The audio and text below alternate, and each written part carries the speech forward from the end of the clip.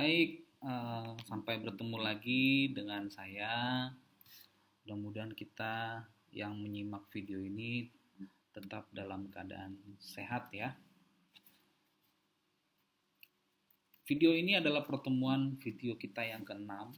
Materi yang akan saya bawakan mengenai mempelajari atau memahami mengenai pegadaian. Kita ketahui ya, di dalam mata kuliah ini ada bentuk bank dan non-lembaga keuangan. Oke,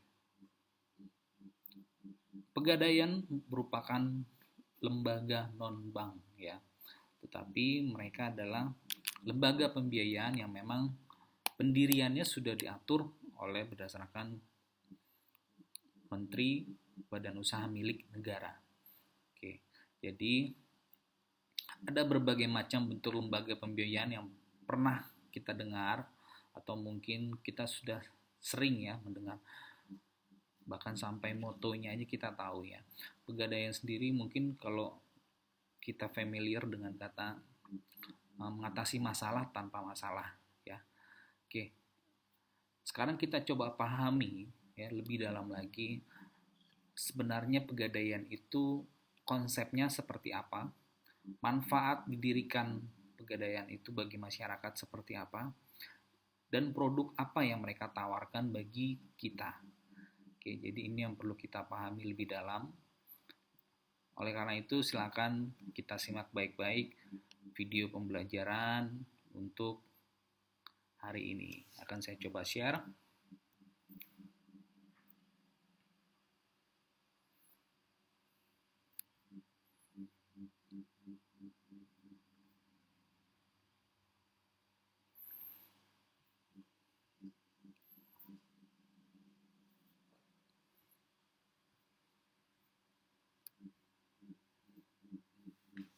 Pegadaian. Jadi pegadaian ini diatur atau diawasi atau dikontrol oleh otoritas jasa keuangan ya, bukan Bank Indonesia ya. Ini yang perlu kita pahami. Dulu cuma ada satu lembaga institusi pemerintah yang mengatur masalah pembiayaan, masalah perbankan, masalah keuangan negara. Nah, sekarang ini sudah dirubah atau dibagi menjadi dua fungsi otoritas dari lembaga pembiayaan dengan bank. Ya, jadi kita sebut dengan OJK, jadi Otoritas Jasa Keuangan. Oke, kita coba pelajari ya produk-produknya apa saja dan konsepnya seperti apa dan apa benefitnya buat kita. Oke, pegadaian menurut OJK ini jadi ini lebih ke kehidupan kita sehari-hari ya. Apa sih pentingnya pegadaian ini? Nah, ini yang pertanyaan ini yang harus, atau pertanyaan ini sering kita lontarkan ya. Pernah nggak kita merasakan nggak punya uang gitu ya?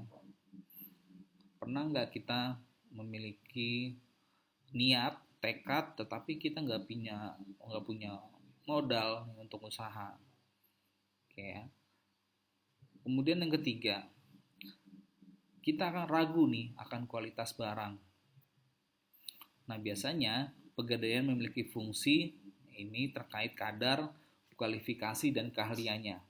Jadi mereka lebih paham, ya, mereka lebih mengerti untuk kadar emas, kemudian kualifikasinya, dan lain-lainnya. Oke, kemudian tahukah kalian tentang investasi emas? Nah, ini. Jadi pegadaian itu inilah keperuntukannya sebenarnya. Dari pertanyaan-pertanyaan ini kita jadi lebih paham ya mengapa perlu ada pegadaian ya. Jadi pertanyaan yang menjadi masalah di topik kita hari ini,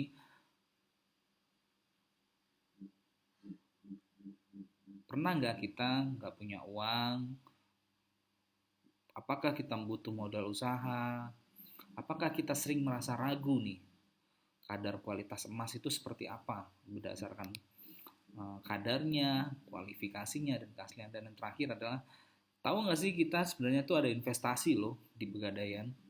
Nah, ini yang penting kita pahami. Oke ya, Sekilas mengenai OJK itu pertanyaan-pertanyaan penting. Nah, kemudian dari pertanyaan tersebut, kenapa itu penting gitu loh? Kenapa itu urgent sih kita pelajari mengenai itu ya? Nah, di sini kita dalam mempelajari bank dan lembaga keuangan, Pegadaian ini penting kita pelajari karena dia memiliki satu sistem ya, sistem pinjaman berbasis gadai. Nah, ini didirikan ini secara formal, secara formal maupun informal. Nah, kalau secara informal ini berlangsung antara individu dengan masyarakat. Jadi individu dengan masyarakat luas. Nah, kalau secara formal itu diatur berdasarkan landasan yuridis, ada landasan hukumnya atau ada legalitas hukumnya. Nah, ini berdirinya tahun 1901. Nah, sekarang Pegadaian sudah berbentuk perusahaan terbatas. Nah, kita sebut dengan PT Pegadaian Persero. Oke, kemudian praktek gadai non formal. Kalau tadi informal, sekarang non formal. Non formal itu biasanya berbentuk rentenir, ya. Itu biasa kalau kita di pinggir jalan, kita lagi kepepet, butuh uang, ya udah kita gadaikan apa yang kita miliki, entah itu barang berharga, surat-surat atau apapun. Itu berbentuk informal, seperti pengijon, pinjaman tak wajar, nah seperti itu ya. Oke, kemudian yang ketiga, kehadiran Pegadaian ini biasanya bertujuan untuk memberantas rentenir. Jadi harapannya dengan adanya Pegadaian ini tujuannya untuk memberantas rentenir. Harapannya seperti itu, ijon dan pinjaman tak wajar.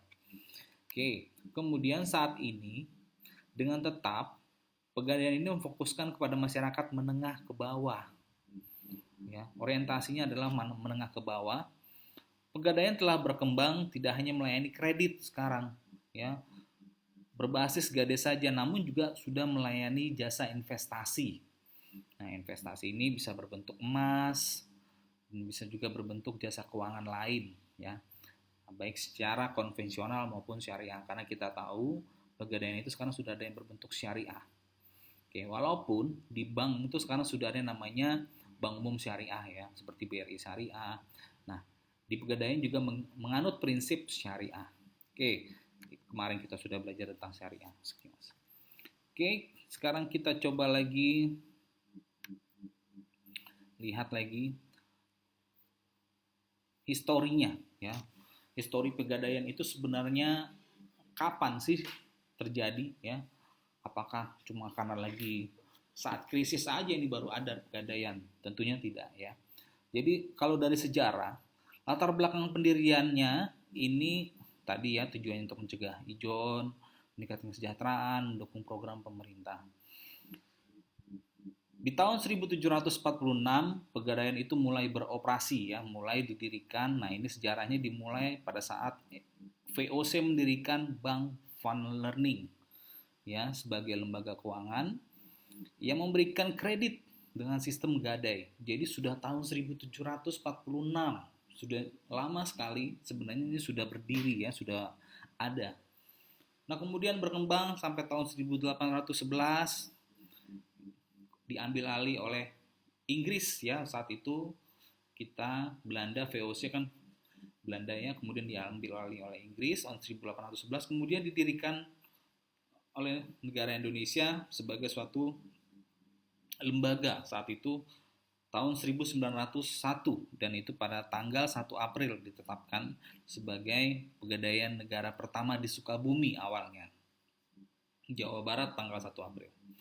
Kemudian sering berjalannya waktu 4 tahun kemudian Pegadaian berbentuk lembaga resmi atau disebut dengan perusahaan jawatan. Dulu kita itu nggak ada yang namanya PT ya, dulu masih ada jawatan, perusahaan jawatan.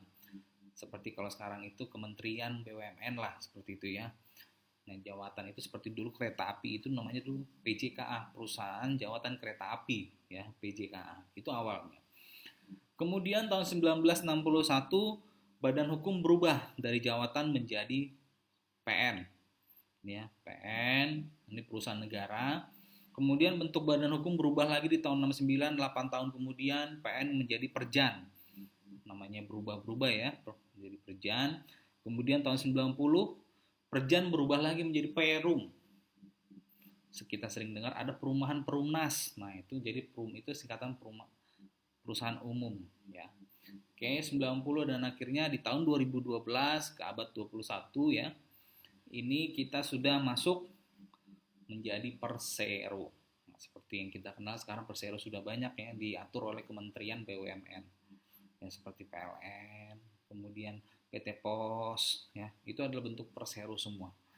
Oke, seperti itu. Jadi sejarahnya itu diawali pada abad ke-17 dan dimulai dan berakhir itu bukan berakhir ya. Jadi berkembang itu menjadi namanya Persero itu hampir 3 abad kemudian ya. Jadi dari abad 17 ke abad 20 ya, 20. Itu menjadi namanya berubah Persero. Oke, dulu awalnya kalau kita lihat di foto ini Pegadaian bentuknya seperti ini. Jadi bentuknya masih seperti rumah kuno ya, rumah kuno, rumah jadul. Kemudian sekarang ada di dalam pinggir-pinggir jalan. Nah, sekarang ini malah Pegadaian itu sudah ada di tingkat desa-desa. Sudah ada di ruko-ruko ya. Jadi hampir di titik-titik strategis itu Pegadaian itu hadir ya, ada. Jadi untuk membantu ya. Oke, jadi seperti itu. Kemudian dasar hukum Pegadaian. Nah, dasar hukum atau landasan yuridis dibentuknya Pegadaian ini seperti tadi ya.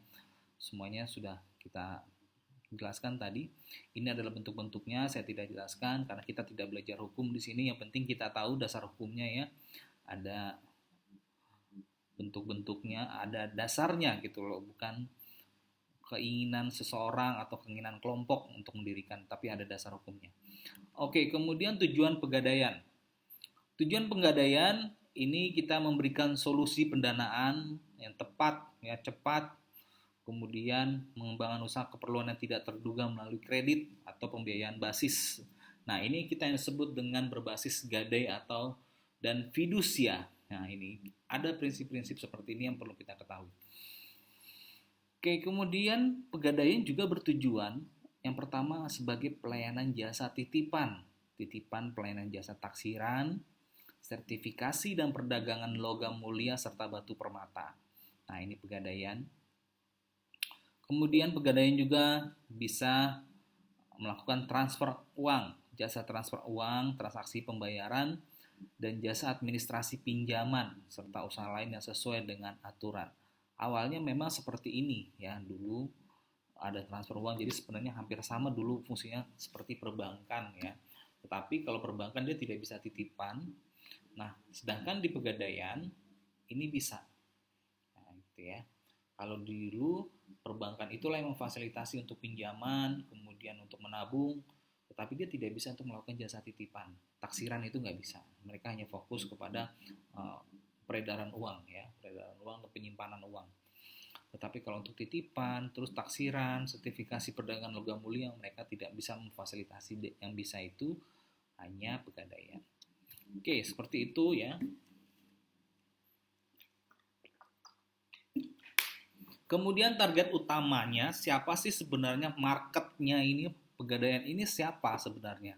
Apakah kan udah ada bank Pak, udah ada yang lain-lain, udah ada koperasi, ngapain ada Pegadaian lagi? Oke, jadi ketika kita mendirikan suatu usaha tentunya harus ada tujuan ya.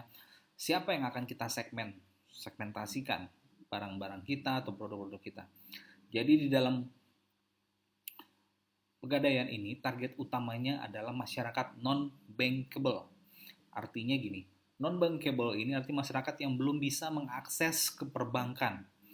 Atau artinya masyarakat yang masih letak geografisnya masih jauh dari fasilitas perbankan. Ya, seperti mungkin ini dulu ya, sekarang ya kalau sekarang juga mungkin masih saja ada daerah-daerah terpencil yang belum bisa ya secara letak geografisnya. Nah, sekarang kenapa nggak bisa? Pertanyaannya Pegadaian bisa masuk ke sana. Ya mungkin satu tempat karena nggak ada tempat ya.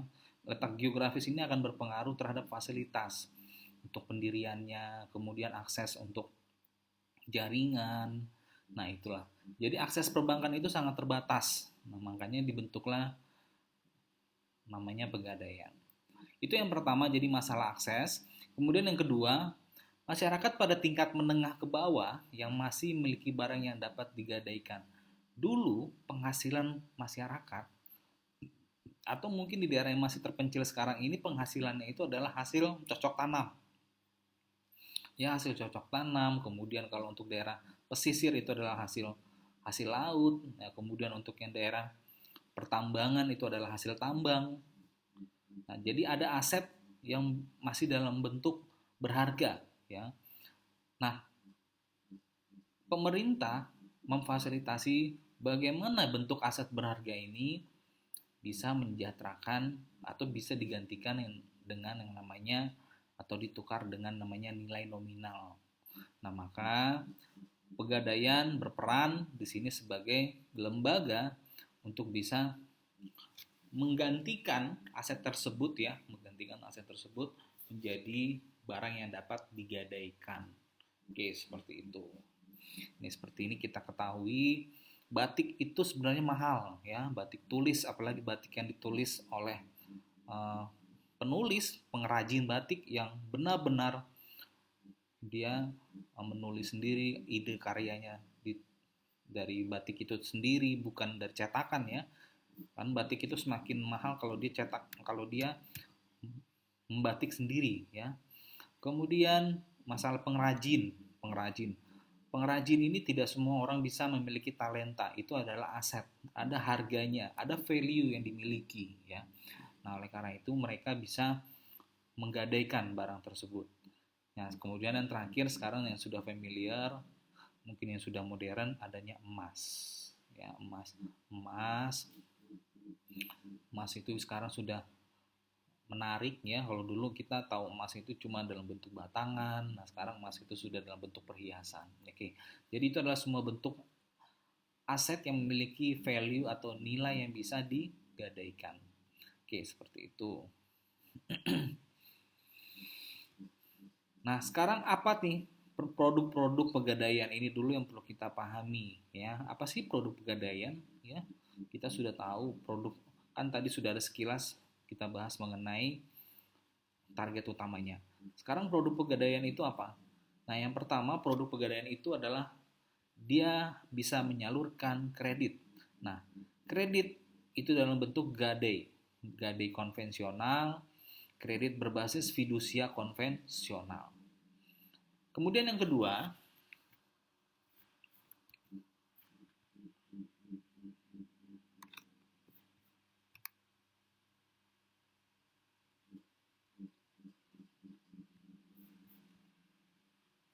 ada namanya kredit berbasis fidusia konvensional tadi sudah, ya. Oke, sekarang yang kedua adalah penyaluran pembiayaan. Kalau tadi adalah bentuk penyaluran kreditnya, sekarang penyaluran pembiayaannya. Yang pertama ada berbentuk gadai syariah. Kalau tadi gadai konvensional, sekarang kita gadainya syariah. Konvensional itu berarti dia umum, jadul, ya. Oke. Kemudian yang kedua, penyaluran pembiayanya berbasis fidusia syariah. Kalau tadi fidusia konvensional.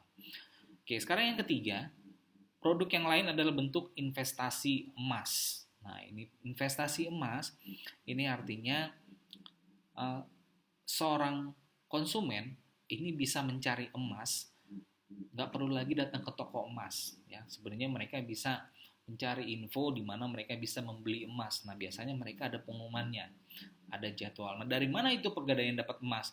Biasanya emas itu mereka jual ketika akan jatuh tempo, tetapi orang yang memiliki emas ini dia tidak mampu membayar dan akhirnya dilelang. Nah, penyebarluasan informasi ini biasanya disebarluaskan kepada masyarakat dan ini biasanya orang jadi bisa membeli emas di pegadaian. Itu namanya secara tunai, investasi emas secara tunai, ya. Seperti itu. Kemudian secara angsuran. Angsuran juga bisa difasilitasi. Kalau tadi kita ada uang, bisa saat itu angsuran juga bisa. Cara angsuran artinya kita bisa menyalurkan kredit dalam bentuk angsuran. Nah, juga jadi kita bisa gadaikan emas kita, nah nanti kita bayarnya nggak angsuran atau seperti itu, ya. Kemudian ada aneka jasa. Jasa itu seperti taksiran. Jadi ketika kita memiliki aset dalam bentuk emas atau logam mulia, kita kan bingung nih. Ini kira-kira berapa karat sih? Berapa segram sih beratnya? Ya udah kita datang saja ke Pegadaian, kita minta tolong ditimbang, kemudian ditaksir, nanti ada biaya yang harus dibayar. Oke, nanti dengan mudah kita bisa memperolehnya. Nah, artinya kalau kita mau jual jadi tahu berapa harganya. Terus harga emas berapa sekarang mereka lebih paham ya. Jadi seperti itu. Kemudian jasa titipan daripada di rumah nggak aman ya, daripada di rumah nggak aman lebih baik saya titipin aja ke pegadaian. Ya, daripada nanti ada pencuri atau apapun itu.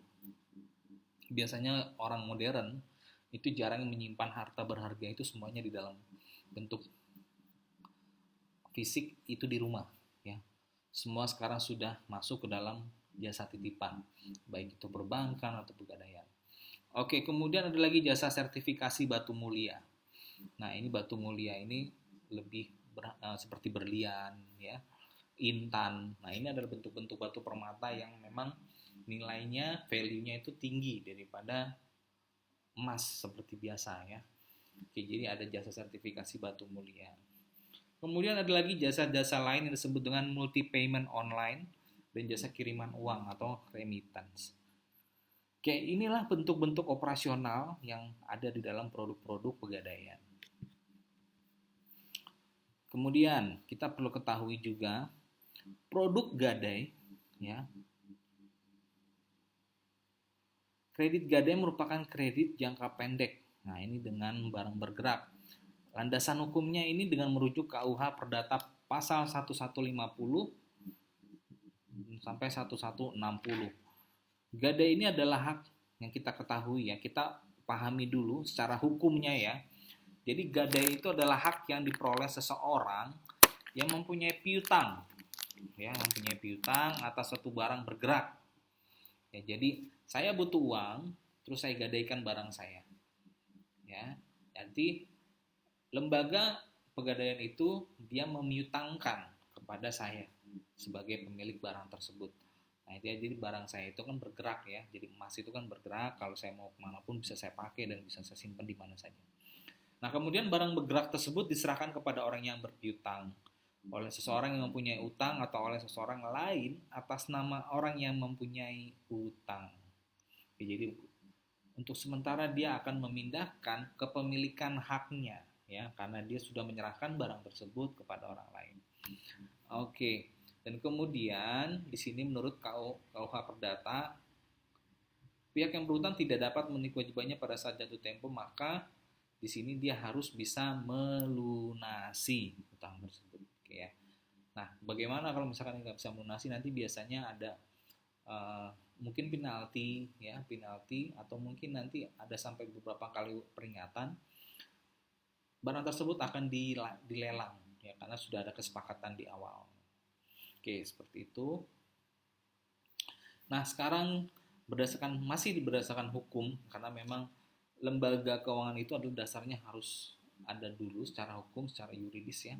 Karakteristik gadai. Nah, karakteristik gadai ini yang pertama berutang piutang. Itu yang pertama, pasti timbul karena adanya utang piutang atau pinjam meminjam. Kemudian yang kedua, jaminannya berupa benda bergerak. Nah, ini ada jaminan yang berupa benda bergerak. Kemudian jaminan utang terbatas pada barang yang diserahkan. Jadi jaminannya terbatas pada barang yang diserahkan. Kalau saya jaminkan cincin, kalung, ya udah kalung. Nggak bisa digantikan dengan rumah, sertifikat rumah, dan lain-lain. Kemudian yang keempat, benda gadai dikuasai penerima gadai. Nah, jadi bendanya itu dikuasai oleh penerima gadai pada orang lain. Oke, seperti itu. Kemudian yang kelima ada perjanjian utang piutang. Ya, ada perjanjian utang piutang.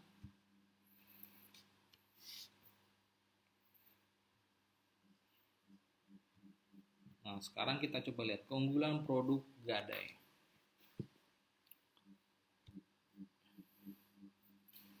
Oke, sekarang kita masuk ke benefitnya, ya, keunggulannya. Apa sih benefitnya?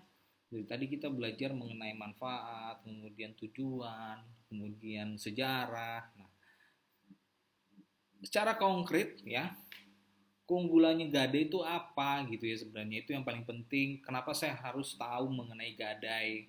Kelebihannya apa daripada perbankan, daripada lembaga-lembaga lain? Nah, yang pertama, keunggulannya itu dia relatif singkat untuk memperoleh kredit, cepat banget ya. Jadi gini, maksudnya memperoleh kredit gini. Biasanya kalau kita membutuhkan uang ke bank ya, itu ada persyaratan yang harus kita kita isi dulu ya, atau kita penuhi dulu, entah itu biodata, entah itu jaminan, kemudian biasanya nanti ada keputusan itu tunggu seminggu lagi atau 2 minggu lagi.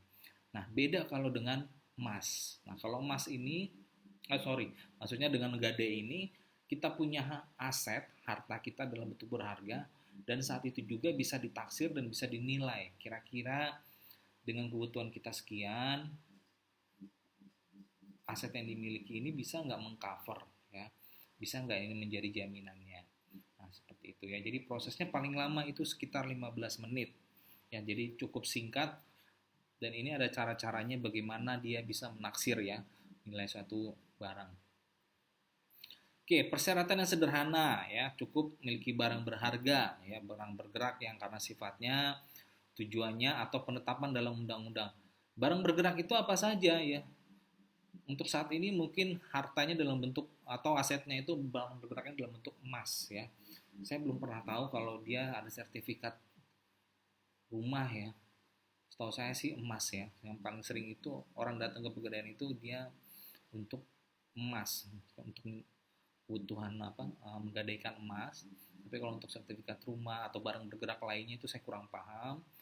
Mungkin mungkin saja ada, tapi saya kurang paham untuk perlakuannya. Dasarnya dari mana gitu ya. Kalau di perbankan pasti ada, namanya kredit mur ya, kredit usaha rakyat. Nah, kita konteksnya ini sekarang lebih ke pegadaian, apakah bisa dengan menggadaikan surat berharga atau apa? Nah, saya kurang paham. Oke, kemudian yang B, di sini dewasa, minimal dia harus dewasa, minimal 18 tahun atau sudah menikah. Kemudian membawa kartu identitas asli yang masih berlaku. Oke, itu untuk bentuknya. Nah, bagaimana dengan jumlah pinjaman gadai? Jumlah pinjaman gadai ini berbagai macam ya. Kalau kita lihat, ini jumlah pinjaman gadainya berbagai macam ya. Jumlah pinjaman gadai ini sesuai dengan nilai barang jaminan. Nah, ini ada alatnya seperti tadi Mas tadi bisa dinilai ya, berapa beratnya, terus keasliannya seperti apa, taksirannya ada nilai taksiran. Kemudian yang kedua, barang jaminan ditaksir oleh petugas pegadaian yang biasa disebut penaksir. Ya, disebut dengan, kalau biasanya kita sebut dengan appraisal lah ya. Kalau tanah itu appraisal namanya. Yang C, pinjaman mulai dari puluhan ribu sampai dengan ratusan juta rupiah bisa diberikan. Oke, kemudian jenis barang jaminan. Oh, mungkin di sini ada ya contohnya. Perhiasan emas dan berlian, kendaraan, barang elektronik, mesin-mesin, peralatan rumah tangga. Ya. Ya, ini barang-barang. Jadi benda bergerak semua. Jadi bukan surat berharga ya. Oke, ini benda-benda bergerak semua ini bisa digadaikan. Oke, ini barang jaminan. Tapi yang biasanya yang bisa digadaikan itu ini ya, emas. Paling familiar itu emas.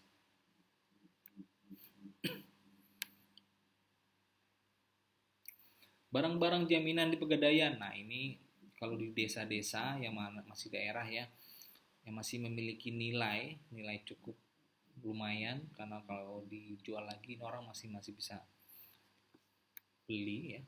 Ada wayang Jawa, sepeda ontel, traktor, dan ini bentuk-bentuknya ya, gading gajah, Pulau Flores, Bokor, dan ya ini. Tapi kalau sekarang itu kalau di kota-kota kayaknya sudah jarang ya seperti ini, sekarang lebih cenderung kepada emas ya untuk gading.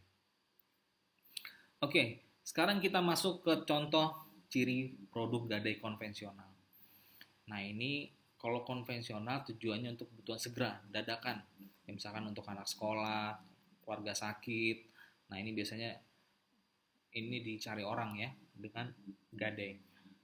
Nah barang jaminannya ini ada emas, berlian, handphone dan lain-lain, kendaraan.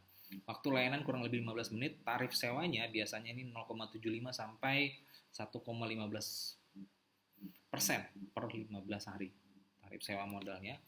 Kemudian biaya administrasinya ini 2.000 sampai 100.000 tergantung dari sesuai dengan uang pinjamannya berapa. Biasanya ada biaya provisi ya, kalau di perbankan itu namanya biaya provisi. Itu ada persentase dari jumlah plafon. Tapi itu kalau di perbankan. Kemudian ada penetapan UP. UP itu 92% dikurang 95% dikali nilai taksiran uang gadaian ya UP. Kemudian plafon kreditnya 50.000, maksimalnya 500 juta. Ini plafon kreditnya 50.000 sampai dengan 500 juta plafon kredit. Kemudian jangka waktunya 120 hari, sistem pembayarannya sekaligus diangsur dan perpanjangan kredit. Kemudian perjanjian kreditnya perorangan atas dasar hukum gadai dan kredit macet atau lelang. Oke, proses kredit gadai. Proses pemberian kredit. Nah, ini gampang ya kalau kita lihat alurnya. Nasabah atau calon nasabah dia biasanya bawa barangnya, misalkan emas, terus KTP, kemudian dia datang ke petugas dan kemudian diberikan surat bukti kreditnya, diterbitkan, terus ditaksir ya oleh pemutus kredit, dan akhirnya uang asli diberikan kepada si konsumen. Gampang, simpel caranya. Dan akhirnya barang tersebut diinput berapa jumlahnya, kemudian batas waktu temponya berapa, dan bunganya berapa, dan akhirnya disimpan di dalam berangkas. Nah, ini barang jaminan dan penyimpan. Oke, seperti itu prosesnya. Proses kredit gadai. Nah, kalau tadi gadai, nah ini caranya udah seperti itu ya. Nah, sekarang kemudian produk gadai syariah atau disebut dengan RAM. Menahan barang milik nasabah atau rahin ya sebagai barang jaminan atau marhun atas utang atau pinjaman. Marhun yang diterimanya. RAN merupakan akad menahan harta milik nasabah oleh penerima gadai. Dengan kata lain, RAN adalah gadai berdasarkan prinsip syariah. Nah, ini dikenakan sewa modal. Oke, itu tadi produk gadai berbentuk syariah ya. Tadi sudah saya singgung sedikit, syariah itu sebenarnya dulu itu hanya ada di perbankan ya, sekarang sudah berkembang menjadi gadai syariah. Tapi dia adalah core base-nya adalah basisnya adalah berbentuk keagamaan. Nah, ini jadi di sini dia tidak dikenakan sewa modal namun berupa sewa tempat. Beda ya. Kalau umum dia bentuknya sewa modal, tetapi kalau di gadai syariah dia bentuknya ujrah atau dia disebut dengan sewa tempat. Oke, kemudian produk atau jaminan fidusia. Jaminan fidusia ini diatur secara hukum berdasarkan pasal 1 ayat 2 Undang-Undang Nomor 42/1999. Nah, di sini dikatakan kita harus pahami dulu apa sih maksudnya fidusia, ya. Jadi kalau kita berbicara masalah fidusia ini wajib kita pahami. Jadi ada hak jaminan atas benda bergerak baik yang berwujud maupun yang tidak berwujud. Jadi ada hak jaminan, ya, yang dapat dibebani hak tanggungan sebagaimana dimaksud dalam Undang-Undang Nomor 4. Nah, ini sebagai agunan bagi pelunasan utang tertentu yang memberikan kedudukan kepada penerima fidusia. Nah, jadi ada hak jaminan. Jaminannya apa? Nah, ini kalau kita gadaikan motor, ya berarti kita gadaikan STNK, BPKPO berarti bisa ya di sini. Kemudian seperti ini ya, seorang petani mungkin ini jaminannya dia hasil tanamnya ya, hasil buminya itu nanti yang dijaminkan. Nah, seperti itu. Kemudian ciri produk fidusia pegadaian. Fidusia pegadaian ini tujuannya pengembangan usaha, pengusaha mikro dan kecil. Barang jaminannya biasanya BPKB. Waktu lainnya 3-5 hari, tarif sewanya 1% per bulan, biaya administrasi, penetapan UP maksimalnya 100 juta, jangka waktu 12, 18, 24, atau 36. Sistem pembayarannya angsuran atau flat, perjanjian kredit perorangan, dan penarikan barang. Oke, proses kredit fidusia.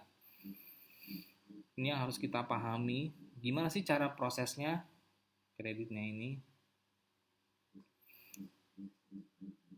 Nah, pertama kalau fidusia, nasabah datang ya, fidusia itu berarti kan ada jaminan ya. Jadi kalau tadi kan dia dalam bentuk kita jaminkan emas, kalau sekarang ini dalam bentuk surat berharga. Hampir sama sebenarnya. Ini nasabah petani, dia butuh uang, dia jaminkan yang namanya surat berharga dalam bentuk BPKB atau surat rumah, ya, sertifikat rumah. Kemudian datang pegadaian, terima uang, dan akhirnya BPKB tersebut disimpan. Ya, simpel sebenarnya ya, nggak terlalu sulit. Nah, terus apakah segampang itu? Nah, tentunya nanti ada proses yang namanya survei jaminan. Survei jaminan tempat usaha dan rumah. Biasanya ini ada jaminannya. Misalkan dia petani ya berarti jaminannya biasanya rumahnya, terus tempat dia melakukan usaha di mana. Nah, ini harus di on the spot namanya ya. On the spot itu kita bisa survei secara langsung. Oke, jadi ini proses-prosesnya. Kemudian produk gadai sistem angsuran. Nah, ini yang perlu kita ketahui. Apa saja nih produk gadai sistem angsuran? Kita gadai emas, barang berharga, bergerak. Kredit ini untuk pengusaha mikro atau kecil. Ini biasanya digunakan oleh toko-toko kelontongan yang butuh uang dana modal ya. Ini barang jaminannya dikuasai pegadaian. Dan pelunasan pinjaman secara angsuran bulanan. Nah, ini ada angsuran bulanan. Oke. Produk investasi emas. Nah, produk investasi emas. Nah, ini biasanya digunakan sebagai salah satu produk pegadaian. Ini dia menjual produk investasi berupa emas batangan dengan kadar hampir 100% dari 99,99%. Emas murni 24 karat bersertifikat internasional The London Bullion Market Association ya, ini LBMA. Keping yang paling kecil itu 1 gram sampai dengan 1000 gram. Jadi yang paling kecil itu 1 gram. Pembayarannya secara cash maupun kredit. Nah, keuntungannya kemudahan menjual kembali. Jadi kalau misalkan kita mau butuh, kita bisa jual lagi ke situ ya, dan potensi kenaikan nilai dalam jangka panjang. Oke, seperti itu.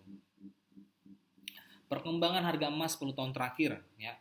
Inilah investasi yang sangat cepat sebenarnya menurut saya ya. Cepat dalam menjual dan cepat untuk memiliki ya. Karena emas itu jarang yang namanya turun ya, itu jarang sekali yang namanya turun. Dan ketika kita dalam keadaan kepepet ya, dan paling cepat laku itu adalah emas ya. Cepat sekali emas ya, tapi ya memang harus kita jual ke orang yang mengerti ya, jangan kita jual orang yang nggak ngerti malah nanti nilainya jadi turun. Nah, seperti itu ya. Nah, makanya di sini ada namanya emas itu akan berharga ketika dia sudah memiliki sertifikat ya, ada suratnya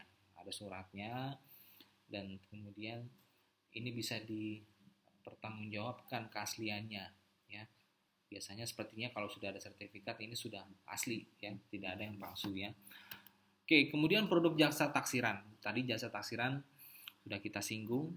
Jadi ketika saya punya barang berharga logam mulia, saya pengen tahu beratnya berapa. Kemudian ini sebenarnya barangnya jenisnya apa sih? Apakah ini memang perak, perunggu, atau logam mulia, atau kuningan, atau emas, atau apa? Nah, seperti itu ya. Nah, jadi kita bisa menaksir. Kemudian menambah keyakinan dalam bertransaksi utamanya emas, berlian terkait kadar, keaslian, dan kualifikasi. Oke, seperti itu. Kemudian produk jasa titipan. Jasa titipan ini biasanya ketika kita memiliki barang berharga ya, daripada kita taruhnya salah-salah, karena surat-surat itu adalah ada nilainya, ada nilai keuangannya ya. Tinggalkan rumah atau tempat tinggal dengan tenang, barang berharga dititipkan di pegadaian. Jadi seperti itu ya, jadi ada jasa titipan. Ini biasanya barang berharga emas, berlian, motor tersimpan di dalam rumah sementara pemiliknya pergi dan rumah tanpa penjagaan cukup. Ya, akan membuat pemilik khawatir akan hilangnya barang. Nah, ini biasanya ada diperlukan namanya jasa titipan. Oke, kemudian ada namanya lagi produk jasa sertifikasi. Jasa sertifikasi ini layanan pengujian dan atau penilaian keaslian kualitas batu permata. Ya, contohnya saya punya berlian. Bener nggak nih berlian? Ya, bener nggak nih intan? Ya. Nah, ini perlu ada yang namanya pengakuan, ada legalitasnya. Nah, inilah mereka yang akan mengeluarkan namanya disebut dengan diamond grading kalau untuk berlian ya. Dengan adanya sertifikat, batu mulia permata tadi ini bisa diakui, ya. Jadi diakui oleh masyarakat karena sudah dikeluarkan oleh lembaga yang terpercaya mengenai kualitas dan keyakinan batu mulia tersebut. Oke, seperti itu. Kemudian produk jasa lainnya. Produk jasa lainnya biasanya di Pegadaian ini ada berbagai macam, ya. Ada namanya jasa pengiriman uang, sebenarnya pada umumnya disebut dengan remittance. Nah, ini pengiriman dan pengambilan penerimaan uang baik domestik maupun internasional. Ini dengan jasa kiriman uang. Tapi ini cenderung jarang, ya, karena orang sudah berpikir lebih cepat dari bank daripada pakai Pegadaian. Kemudian kirim uang tanpa harus buka rekening. Nah, ini kirim uang tanpa harus buka rekening. Kemudian multi payment online, jasa pembayaran online, pembayaran listrik, telepon. Nah, ini semuanya bisa dilakukan di sini tanpa buka rekening terlebih dahulu. Oke, jadi inilah bentuk-bentuk literasi keuangan, ya. Salah satu literasi keuangan ini berbentuk pegadaian. Ini penting harus kita pahami bagi kita tentunya sebagai orang yang berintelektual, paham. Jadi kalau ditanya orang atau kita diajak berbicara dengan orang mudeng, ya. Apa sih Pegadaian fungsinya? Terus jangan cuma sekedar tahu, tapi kita harus paham operasionalnya apa, bentuknya apa, produknya apa, kelebihannya apa, terus kemudian apa bedanya dengan yang lain, tujuan didirikannya apa. Itu yang penting buat kita karena kita adalah kaum intelek yang perlu paham mengenai bank dan lembaga keuangan ini. Baik, saya kira cukup sampai di sini untuk pertemuan mengenai pembahasan Pegadaian, ya. Mudah-mudahan dengan mempelajari materi ini kita lebih paham lagi tentang bentuk-bentuk non bank, ya. Kemarin kita sudah belajar namanya syariah, non bank. Nanti kita akan pertemuan berikutnya akan lebih dalam lagi mengenai non bank, ya. Saya kira cukup sampai di sini. Akhir kata saya mengucapkan terima kasih jika Anda terus menonton video ini sampai selesai. Kemudian kita nanti akan bertemu lagi di pertemuan kita yang ke-7, ya, dengan materi yang berbeda. Semoga bermanfaat. Terima kasih. Salam sejahtera untuk kita semua dan wassalamualaikum.